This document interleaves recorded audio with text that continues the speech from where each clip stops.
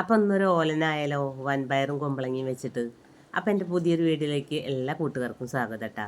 അപ്പോൾ ഒരു കഷ്ണം കുമ്പളങ്ങയാണ് എടുത്തിട്ടുള്ളത്. അപ്പോൾ വൻപയറൊക്കെ ഞാൻ കുതിർത്തി എടുത്തിട്ടുണ്ട് കേട്ടോ.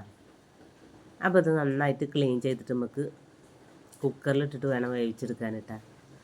അപ്പോൾ അതൊക്കെ ഞാൻ ക്ലീൻ ചെയ്തിട്ട് കുക്കറിലേക്ക് ഇട്ട് കൊടുക്കുന്നുണ്ട്. പിന്നെ പയറിക്ക് ആവശ്യത്തിനുള്ള ഉപ്പും എരിവിനുള്ള പച്ചമുളകും, വലിയൊരു പച്ചമുളകാട്ടോ ഞാൻ ചേർത്തുള്ളത്. വെള്ളം ഒഴിച്ചിട്ട് പയർ ആദ്യം ഒന്ന് വേവിച്ചെടുക്കുക. അപ്പോഴേക്കും നമുക്ക് കുമ്പളങ്ങയൊക്കെ ഒന്ന് നൈസായിട്ട് ഒരേ ക്രമത്തിൽ നമുക്കൊന്ന് അരിഞ്ഞെടുക്കണം. അപ്പോൾ അതിലേക്ക് ഒരു മുറി നാളികേരത്തിൻ്റെ പാല് പിഴിഞ്ഞെടുക്കണം കേട്ടോ. അപ്പോൾ അതൊന്ന് മിക്സിയിലടിച്ചിട്ട് പാല് പിഴിഞ്ഞ് റെഡിയാക്കി വെച്ചിട്ടുണ്ട്. അപ്പോൾ ഇതേപോലെ ഈ ചീകണേമേ വെച്ചിട്ട് ചീകിയാൽ പെട്ടെന്നായി കിട്ടും ചെയ്യും. ഒരേ നൈസിൽ നമുക്ക് കിട്ടും കേട്ടോ. ഓലനുള്ള കഷ്ണങ്ങൾ പെട്ടെന്ന് നമുക്ക് ചീകിയെടുക്കാനും പറ്റും. എല്ലാ കഷ്ണങ്ങളും ഒരേപോലെ കിട്ടും കേട്ടോ. ഇതണ്ട ഇത്രയും നൈസായിട്ട് നമുക്ക് കിട്ടും കേട്ടോ. പയറില്ലാതെയും നാളികേരപ്പാലിൽ ഓലം വയ്ക്കാം കേട്ടോ. അപ്പം ഞാൻ പയറിട്ടു മാത്രം 2-3 തരത്തിലൊക്കെ ഓലം വയ്ക്കാമല്ലോ. അപ്പോൾ ഒക്കെ അരിഞ്ഞെടുത്തിട്ടുണ്ട് കേട്ടോ ഞാൻ. അപ്പോൾ പയറൊക്കെ വെന്തിട്ടുണ്ട്. ഞാൻ തുറന്ന് നോക്കിയപ്പോൾ അപ്പോൾ ആ പയറേക്ക് കുമ്പളങ്ങ ചേർത്ത് കൊടുക്കുക. അപ്പോൾ എൻ്റെ വീഡിയോ കണ്ടിട്ട് കൂട്ടുകാർക്ക് ഇഷ്ടമാകുക വെച്ചാൽ ഒന്ന് ലൈക്കും ഹൈപ്പൊക്കെ ചെയ്ത് ഒന്ന് സപ്പോർട്ട് ചെയ്യുക. നിങ്ങളുടെ സപ്പോർട്ട് കൊണ്ട് മാത്രമാണ് നമ്മളിങ്ങനെ മുന്നോട്ട് പോകണത്. അപ്പോൾ തീർച്ചയായും നിങ്ങളുടെ സപ്പോർട്ടും നിങ്ങളെ അഭിപ്രായങ്ങളൊക്കെ കമൻ്റായിട്ട് അറിയിക്കുക. അപ്പോൾ പിന്നെ നമുക്ക് അടച്ച് വയ്ക്കൊന്നും വേണ്ട കേട്ടോ.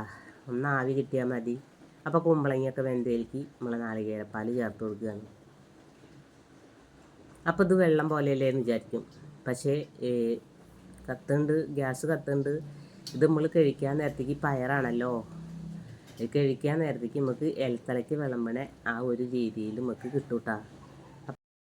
പിന്നെ കുറച്ച് കറിവേപ്പില ചേർത്ത് കൊടുത്തിട്ടുണ്ട് കേട്ടോ. നല്ല നാടൻ കറിവേപ്പിലയാണ് ചേർത്ത് കൊടുത്തിട്ടുള്ളത്. പിന്നെ എന്ന് പറഞ്ഞാൽ ഇത് നമ്മൾ വറവിടില്ല കേട്ടോ.